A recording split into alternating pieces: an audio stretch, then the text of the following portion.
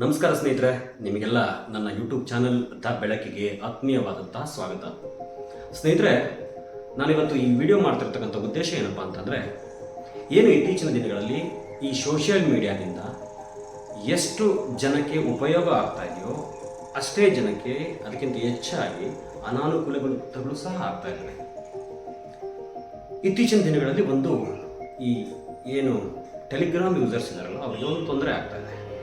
ಏನಪ್ಪ ಅದು ಅಂತಂದರೆ, ನಿಮ್ಮ ಆತ್ಮೀಯ ಸ್ನೇಹಿತರು ಒಬ್ಬರ ಟೆಲಿಗ್ರಾಮ್ ಅಕೌಂಟಿಂದ ನಿಮ್ಮ ಅಕೌಂಟಿಗೆ ಒಂದು ಹಾಯ್ ಅಂತ ಒಂದು ಮೆಸೇಜ್ ಬರುತ್ತೆ. ಜೊತೆಗೆ ಅದ್ರ ಕೆಳಗಡೆ ಒಂದು ಲಿಂಕ್ ಕಳಿಸಿರ್ತಾರೆ. ಅದರಲ್ಲಿ your photos are in website ಅಂತ ಹೇಳ್ಬಿಟ್ಟು ಒಂದು ಕಳಿಸ್ತಾರೆ. ನೀವೇನಾದ್ರು ಅದನ್ನು ಓಪನ್ ಮಾಡಿದರೆ ಆ ಲಿಂಕ್ ಮೇಲೆ ಓಪನ್ ಮಾಡಿದ ತಕ್ಷಣ ಕ್ರೋಮ್ಗೆ ಹೋಗುತ್ತೆ. ಕ್ರೋಮ್ ಸಹ ನಿಮಗೆ ಒಂದು ಅಲರ್ಟ್ನ ಕೊಡುತ್ತೆ. ಬ್ರೌಸರಲ್ಲಿ ಆ ಲಿಂಕ್ನ ಕ್ಲಿಕ್ ಮಾಡ್ತೀರಾ ತಕ್ಷಣ ಈ ಥರ ರೆಡ್ ಬ್ಯಾಕ್ಗ್ರೌಂಡಲ್ಲಿ ಒಂದು ಮೆಸೇಜ್ ಬರುತ್ತೆ. ಆ ಮೆಸೇಜ್ ಏನಂದರೆ, attackers on the site you tried visiting might trick you into installing software or revealing things like your passwords, phone or credit card numbers. ಅಂದರೆ ನೀವು ಈ ಲಿಂಕ್ನ ಕ್ಲಿಕ್ ಮಾಡೋದ್ರ ಮುಖಾಂತರ ಏನಾದರೂ ಮಾಡಿದರೆ ಈ ಸೈಟ್ನವರು, ಈ ವೆಬ್ಸೈಟವರು ನಿಮ್ಮ ಮೊಬೈಲ್ ಪಾಸ್ವರ್ಡ್ನ ಆಗ್ಬೋದು ಅಥವಾ ಕ್ರೆಡಿಟ್ ಕಾರ್ಡ್ ಪಾಸ್ವರ್ಡ್ ಆಗ್ಬೋದು ಅಥವಾ ನಿಮ್ಮ ಫೋನ್ ಪಾಸ್ವರ್ಡ್ ಆಗ್ಬೋದು, ಇವನ್ನೆಲ್ಲ ಹ್ಯಾಕ್ ಮಾಡ್ಬೋದು ಅಂತಂದರೆ ಕದಿಬೋದು ಅಂತ. ಹಾಗಾಗಿ ಇದನ್ನು ಓಪನ್ ಮಾಡೋಕ್ಕಿಂತ ಮತ್ತೊಮ್ಮೆ ಪರಿಶೀಲನೆ ಮಾಡಿ ಅನ್ನೋ ಒಂದು ಸೂಚನೆನ ಕ್ರೋಮ್ ಬ್ರೌಸರ್ ನಿಮಗೆ ಕೊಡುತ್ತೆ.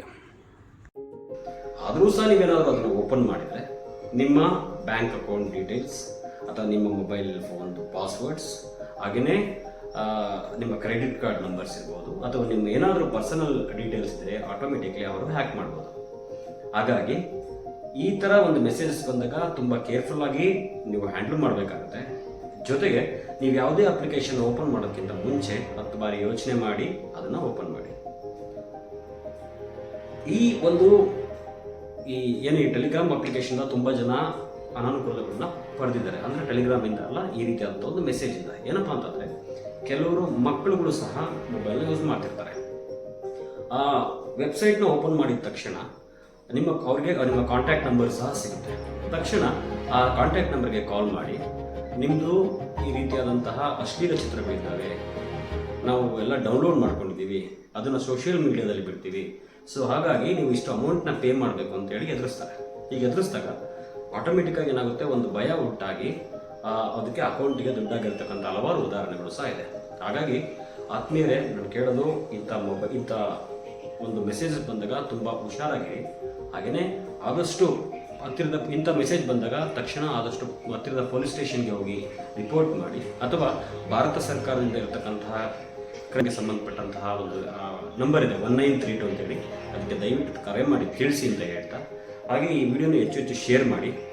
ಜೊತೆಗೆ ಸೋಷಿಯಲ್ ಮೀಡಿಯಾದಿಂದ ತುಂಬ ಎಷ್ಟು ಒಳ್ಳೆಯದಿದೆಯೋ ಅಷ್ಟೇ ಕೆಟ್ಟದೂ ಸಹ ಇದೆ. ಆದರೆ ಅದನ್ನು ನೀವು ಯಾವ ರೀತಿ ಯೂಸ್ ಮಾಡೋದ್ರ ಮೇಲೆ ಡಿಪೆಂಡ್ ಆಗುತ್ತೆ.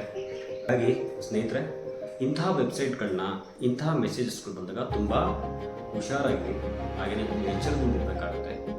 ಹಾಗೆಯೇ ನಿಮ್ಮ ಮಕ್ಕಳಿಗೆ ಮೊಬೈಲ್ ಕೊಡಬೇಕಾದ್ರೆ ಕೆಲವು ಸೈಟ್ಸ್ನ ಮಾತ್ರ ಓಪನ್ ಮಾಡ್ತಕ್ಕಂಥದ್ದು, ಅಥವಾ ಗೇಮ್ಸ್ ಅಪ್ಲಿಕೇಶನ್ ಮಾತ್ರ, ಅಥವಾ ಸ್ಟಡಿಗೆ ಸಂಬಂಧಪಟ್ಟಂತಹ ಅಪ್ಲಿಕೇಶನ್ ಓಪನ್ ಮಾಡೋದಕ್ಕೆ ಮಾತ್ರ ನೀವು ಅವಕಾಶ ಮಾಡಿಕೊಡಿ. ಯಾಕೆಂದರೆ ನಿಮ್ಮ ಮೊಬೈಲ್ ಪ್ರತಿಯೊಬ್ಬರಲ್ಲೂ ಸಹ ಪೇರೆಂಟಿಯಲ್ ಏನಿದೆ ಸೆಕ್ಯೂರ್ ಆಪ್ಷನ್ಸ್ ಇರುತ್ತೆ. ಸೊ ಅದನ್ನು ಮಾಡಿ. ಹಾಗೆಯೇ ಈ ವಿಡಿಯೋನ ಆದಷ್ಟು ಹೆಚ್ಚು ಜನಕ್ಕೆ ಶೇರ್ ಮಾಡಿ. ಸೋಷಿಯಲ್ ಮೀಡಿಯಾ ತುಂಬ ಒಳ್ಳೆಯದು. ಹಾಗೆಯೇ ಅದರಲ್ಲಿ ಕೆಲವು ಸಂದರ್ಭಗಳಲ್ಲಿ ಹಲವಾರು ರೀತಿಯಾದಂತಹ ತೊಂದರೆಗಳು ಸಹ ಆಗ್ತಕ್ಕಂಥ ಒಂದು ಸಂದರ್ಭ ಇದೆ.